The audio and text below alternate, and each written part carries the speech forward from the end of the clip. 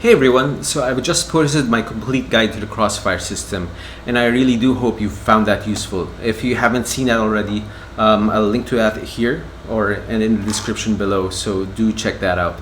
But this video is meant to be an appendix to that video and will just be about installing the inverter mod on your QX7, X10S Horus or X12.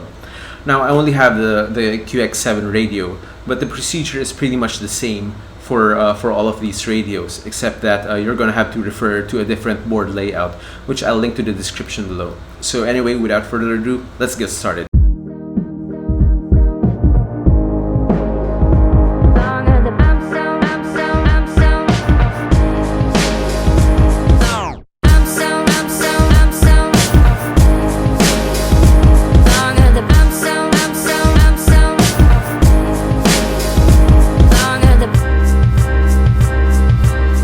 So here's my QX7 radio, and I've already opened it up at the back, and we also need to get access to this to the other side of this main board. So we are going to have to remove all of these 1, 2, 3, 4, 5, 6, 7, 8 screws, and we will be just doing that in a little moment. And screws are gone. So let's just take a look at the other side of this board carefully, though. You don't want to break anything, so. Alright, it took a little bit of wiggling, but because of the scroll wheel, but eventually I was able to wiggle it out. Let me just show you the front first. So I've got all of my buttons and the knob removed. It's only going to go back one way anyway, so after the mod you can just push that in after you've screwed on your board. So again, you really want to be careful about just this single ribbon connector. You don't want to damage that.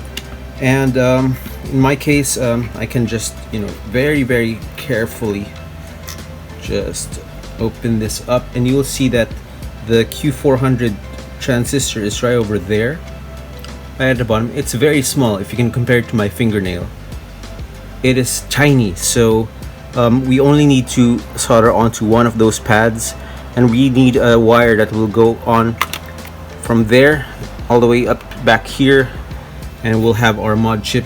We'll tape it over here probably. So one thing you want to make sure is that you have the length of wire that you're using. Just don't scrimp on the wire.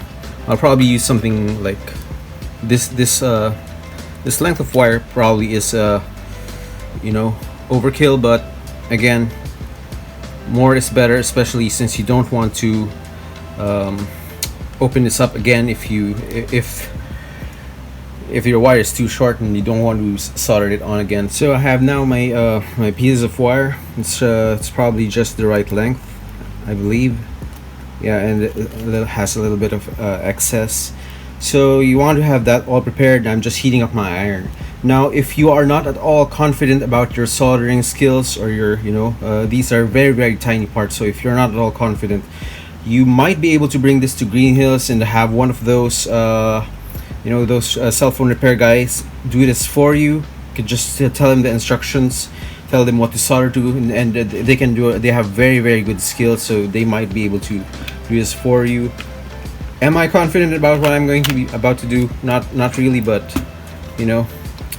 this is all for your entertainment. So now we've removed the transistor from the Q400 transistor. By the way, this is a 2mm hex driver, so that gives you a pretty good idea how small this thing is. So yeah, you just need to get rid of that transistor over there. Now we just need to solder up a wire here on this on the pad that is by itself. And this isn't actually a very complicated mod. It's just very tiny, so it's just that makes it a bit harder to do. But yeah, so once we solder a wire here, we are done with the hard part, and we'll be flipping this board back up and soldering this up from the other side. So first, let me just pre-tin just a little bit. That is a very small pad. Just want a little bit extra solder on there. Help me ease my wire into it. Let's just move this here. Yep. Alright. So Once that's in place, just touch it quickly. And is it in good? Let's do that another time. One more time. Just touch it quickly. And yep, that's it. So here's the chip, the inverter chip that comes with the Crossfire micro module. So I already put in a double-sided sticky tape onto the back. Okay, just remove that 3M backing. Okay, and then I'm just going to put this on top of that integrated circuit or IC. So now we have a good platform for sticking our stuff to. Now, still going to get this out of the way first. The wire that comes that is soldered onto where the Q400 transistor was. I'm just gonna pre-solder these pads very quickly. Right. Okay, at this point I'd just like to point out that I had flipped the inverter PCB upside down so that the little IC chip it has is facing up. That means that the order of the pads is also flipped, so instead of ground being at the top like in the diagram, ground is actually the bottommost pad. This caused my QX7 to get stuck in a waiting for Crossfire devices screen when I tried to use the Crossfire Lua scripts, and eventually I had to rewire the whole thing. So if you're following along in this video, either mount your inverter PCB with the IC chip facing down, or flip the order of the wires. So this the Q400 transistor goes onto the out pad of this thing. Okay, that's good. You need to put just a little bit of solder here just to make the wire stick. We'll just quickly solder the wire there.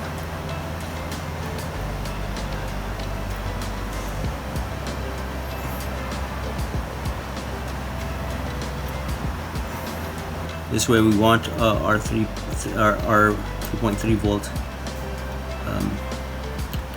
wire to be soldered to, so I'm just going to stick that quickly. And finally, I need to rotate this a little bit for my sake. Okay, and ground goes over here. So make sure your wires are pre-tinned for this. Makes it a lot easier. So this is for the QX7, but if you have another radio like the Horus X10 or X12, then I'll be putting a link in the description on what you need to do, where you're going to find the particular transistor that you need to replace. So do check that out. That's on Philip Siddell's website. Alright, so that looks like a very neat work, don't you think?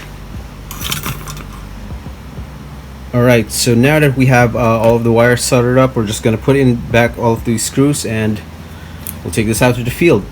Before anything else, we need to open up OpenTX Companion and go to the settings menu and click on settings.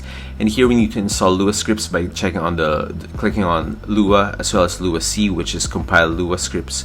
And I'm pretty surprised this isn't mentioned in the Crossfire manual, because this will save you a lot of headaches.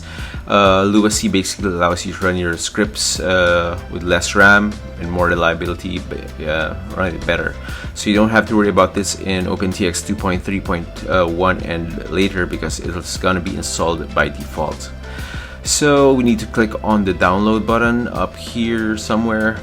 No, not that one, here. Okay, we need to click on the downloads button, and the file name is going to be depending on what settings you chose in the previous window. So we need to click on the download firmware button, which is going to prompt you where you want to save the file, the firmware that you want. And then I've already installed this before, so I'm just going to click on save and overwrite that old file. So it's going to take just a very quick download, and then it'll offer you to install it onto your transmitter. Now these are the default settings, so you can just go ahead and click on write TX. And I don't have my TX connected, but this is how you go about doing it. So there you have it. I hope this video has been very useful to you, and if you haven't, I really do hope you can check out my complete guide to the Crossfire system as well. I really did put a lot of time into both of these videos, so I really appreciate it if you could make sure you click on that like, make sure you're subscribed, and maybe share these two videos to your friends.